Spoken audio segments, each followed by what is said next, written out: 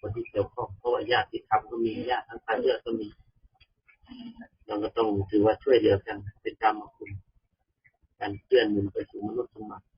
สวรรค์สมบัติเพื่อพันสันน่าจะเป็นน้องชายของหลวงพ่อมาเกิดเป็นสมุนแกตายปี5758พอ59ก็ได้จังหวะหน้าไข่น้องก็พอเกิดแกเป็นอยู่กับเราก่อนแกไปเป็นมะเร็งของปวดใหญ่แกก็ถูกทรมานปวดนอนไม่หลับแต่ว่าเราก็ไป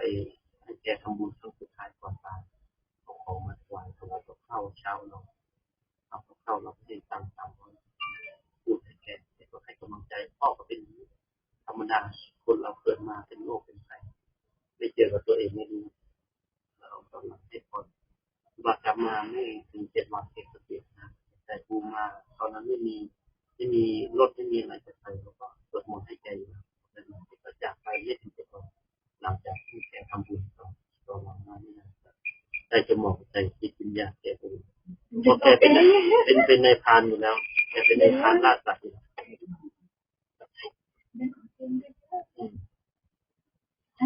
ต้นเลยดึงเลยดึงดึงไม่ได้ดึง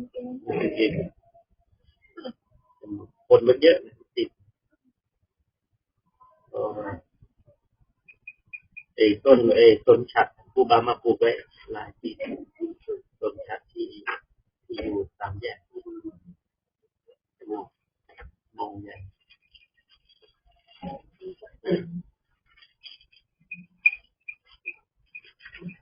งั้นเดี๋ยวลาคุณตาก่อนนะคะเดี๋ยวไปสวดมนต์รอบบ่าย 3ต่อเดี๋ยววันเวลาน้องจะเป็นครอบครัวควบคุม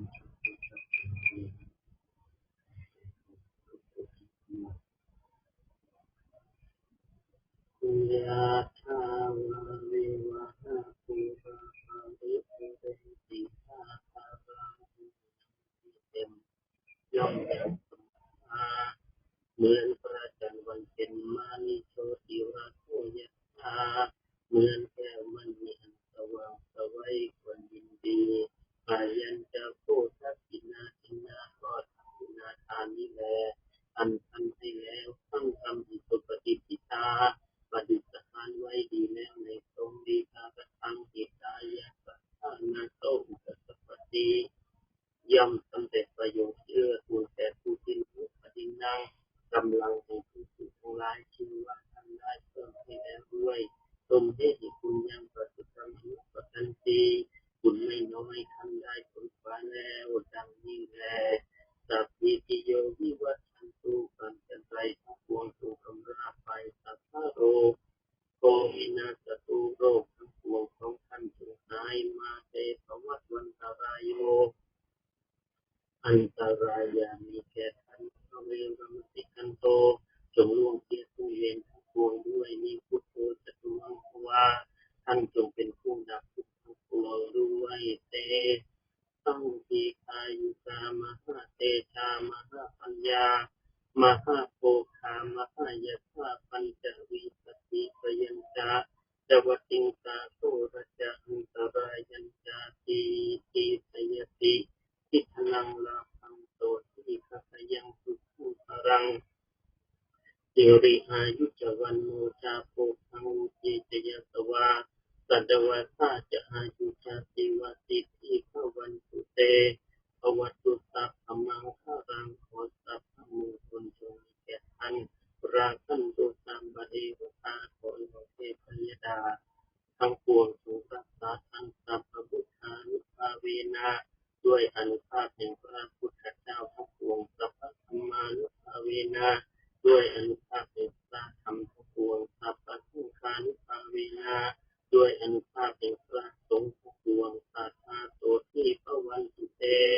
ขอความสวัสดีทั้งหลายจงมีแก่ท่านทุกเมื่อเทินทุกสิทธิ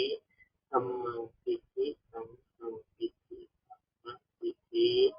พระวันตุเตอายุวันโนสุขังพระลัง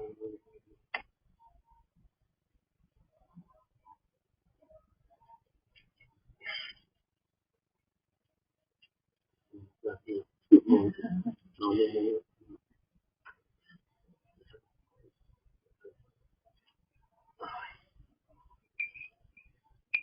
ยไปไหนหมดแล้วเนี่ยนอนเดี๋ยวมาไปก่อนเดี๋ยวจะขึ้นตีสามกันจะไปกราบพระใจนอนเนี่ยไม่ต้องไปหรอกนอนลงนอนลงนอนลงนอนลง